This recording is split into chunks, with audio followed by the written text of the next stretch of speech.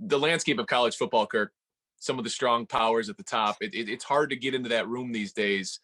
For you, do you see Michigan or Michigan State getting into that room of the elite anytime soon? And because people like to lean in on these questions, if so, who do you think would get there sooner? I'd give Michigan a nod on getting there sooner. I feel like Jim Harbaugh's been close. They just need more consistent play. I feel like at quarterback, more dynamic offense to be able to be more explosive. I think that's the name of the game in college football today. You can't win the old-fashioned way with defense and field position and running game.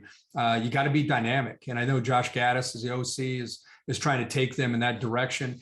But if you look around at Alabama, Ohio State, and Clemson, what do you see? Oklahoma, you see quarterback play, right? I mean, it jumps off the screen. You see receivers, you see running backs. And so I think in order to get there, that's where Michigan has to go. And I feel like through their recruiting efforts, they've got some personnel and some young players that maybe can get them there.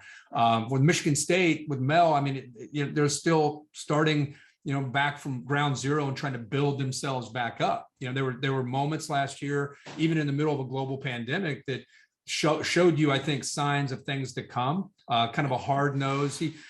Mel is a guy that played for Barry Alvarez, coached with Nick Saban, been around Kirby Smart, has his own way about him as a guy, and he's just a chip on your shoulder kind of person, which I love as a head coach. And I think you could see signs of that last year. But again, I think they're going to have to recruit. Mark D'Antonio had this thing, I don't want to say an autopilot, but that thing was rolling for a number of years. And for it to kind of start to come down, and some of the issues, of course, hurt the brand off the field.